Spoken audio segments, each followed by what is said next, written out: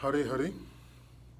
So, while we are doing our 12 days of Christmas, we're also going to do 18 days of Gita Jayanti. Gita Jayanti is coming up, so we're going to spend the 18 days beforehand briefly going over the 18 chapters of the Bhagavad Gita. And what we'll do is, I'll just touch on each chapter a little bit and share one or two realizations that I find, or one or two ideas that I find quite compelling for me of those particular chapters, those 18 chapters.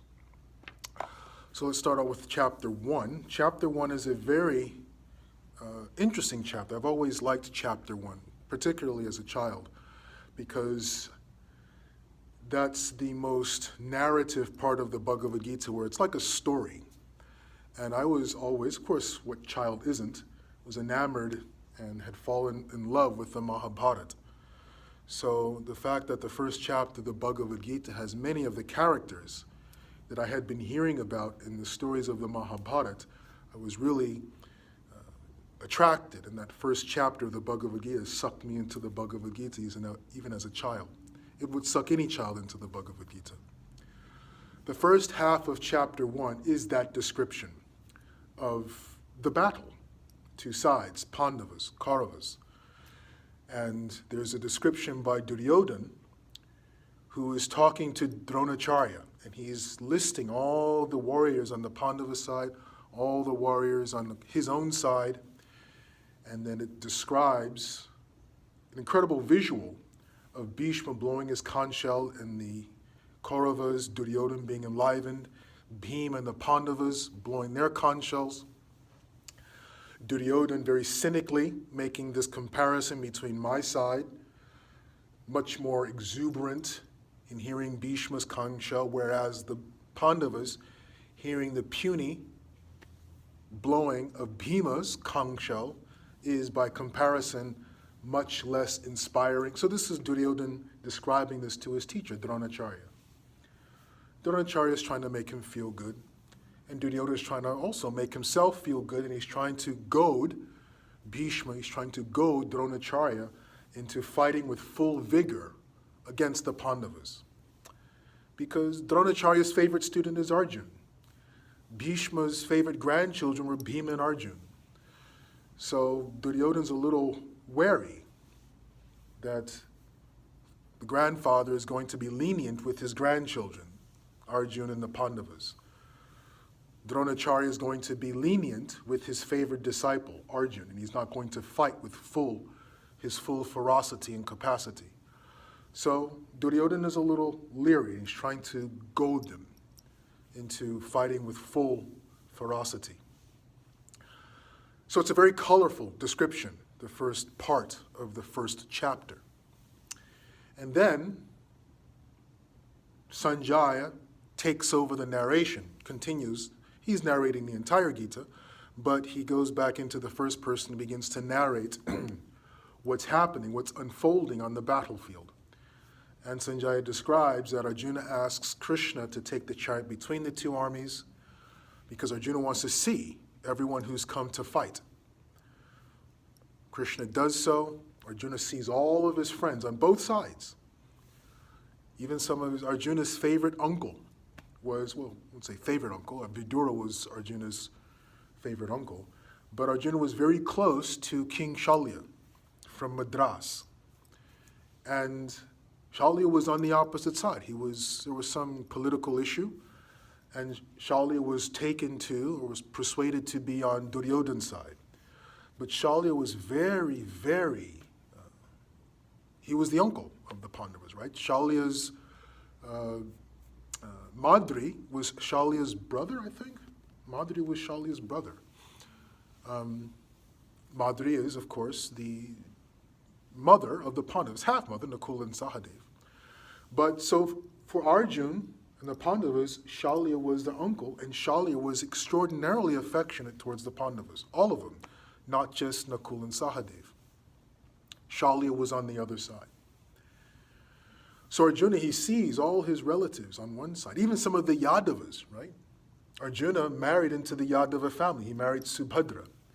There were Yadavas on the Kaurava side, right? There was Kritavarma on the Kaurava side. I believe Bhalika was also a Yadava, or Vrishni, also on the other side, right? So Arjuna is seeing all these friends and his own sons on his side, and he's recognizing that there's going to be absolute, total devastation of numerous dynasties when this battle commences. It's going to be a slaughter.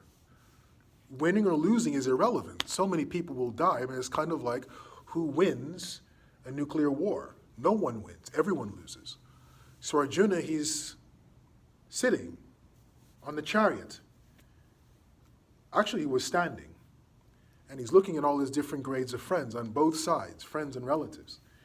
And he becomes so overwhelmed with the consequences of what's just about to get started that there's another wonderful description of Arjuna's mental state. He starts crying. His bow falls from his hand. He sits back on his chariot. He says his mind is reeling and he cannot even think straight because of such an panic attack and overwhelmed with the possible outcome of this incredible fratricide, war. Wonderful description. And then Arjuna gives his reasons. Krishna, I cannot fight because of this, because of this, because of this.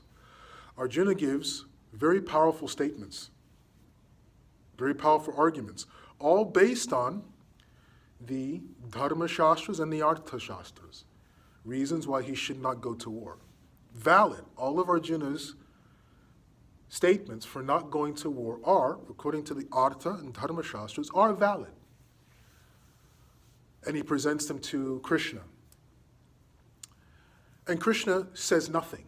He simply listens. Doesn't say a word at all in the first chapter of the Bhagavad Gita. Just listens and listens and listens. And then it goes on into the second chapter. At the beginning of the second chapter, Arjuna continues to list the reasons why he doesn't want to go to war. And then he finally surrenders to Krishna. That's the second chapter. That's the second day of the second day of Gita Jayanti. What is interesting, there are many takeaways that can be had and realizations one can come away with from the first chapter. But one I find to be, for me, very, very it's a realization that I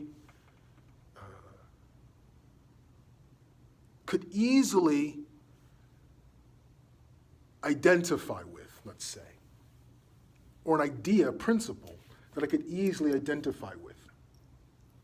And that comes in chapter 1, obviously, texts 21 and 22, and I'll read it. Arjuna said, O infallible one, Krishna, please draw my chariot between the two armies so that I may see those present here who desire to fight and with whom I must contend in this great trial of arms. Let me see those who have come here to fight, wishing to please the evil-minded son of Dhritarashtra. What grabs my attention is Arjuna is on the chariot with the Supreme Personality of Godhead. And in fact, he addresses Krishna, O infallible one, Achyuta. Please draw my chariot. I want to see what's going on here. I want to see who has come to fight. Krishna does so. Krishna willingly, first he's taken up the service as Arjuna's chauffeur. He's taken up the service of being ordered by Arjuna, go here, go there, go here, go there. Because they were fast, intimate, close, and best friends. Because of this connection between Krishna and Arjuna, Arjuna takes up this service because of love for Arjuna, and he draws a chariot between the two armies. Arjuna looks and becomes overwhelmed and bewildered, emotionally distraught, cannot function. What is very interesting for me is that all of this, Arjuna's emotional overwhelm, his distraught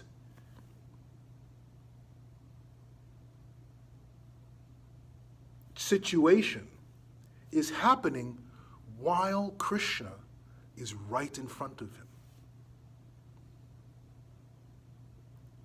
The living entity can have Krishna right in front of it. We can have Krishna right in front of us. We can be ordering Krishna around right in front of us and still be overwhelmed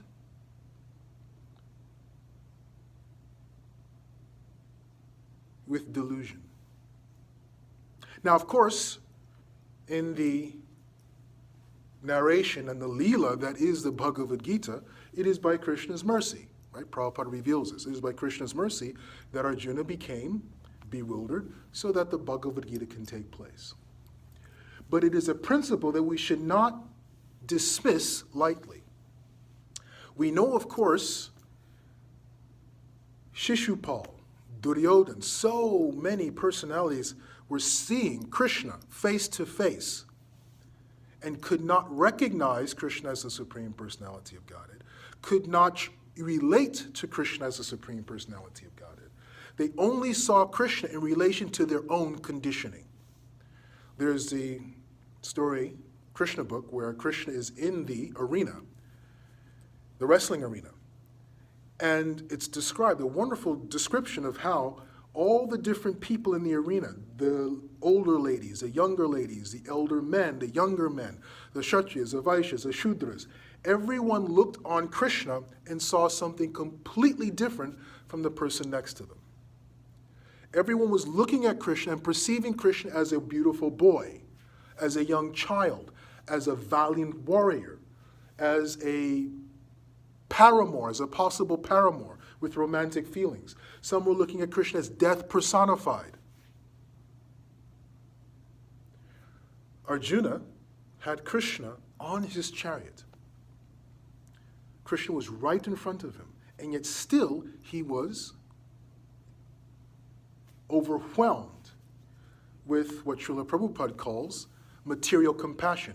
He was overwhelmed with what Krishna called kripana, miserly weakness, in the presence of Krishna. We can go to the mandir and be overwhelmed, be completely enshrouded, encased, bewildered by material nature. In the mandir. We can be seated doing puja to Krishna right in front of us and still be bewildered. This, for me, was a realization that I could readily appreciate.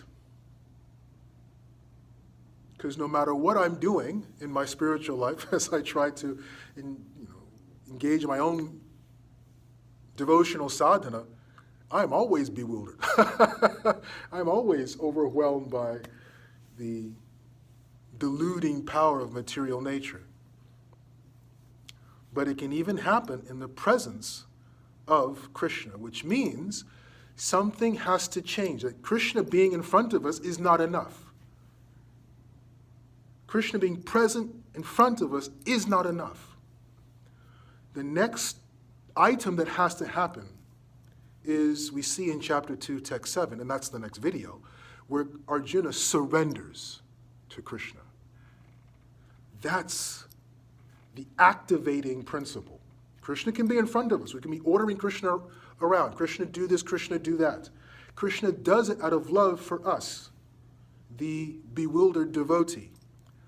But until we say, Shishyasteham shadhimam tvam prapannam, until we intentionally, deliberately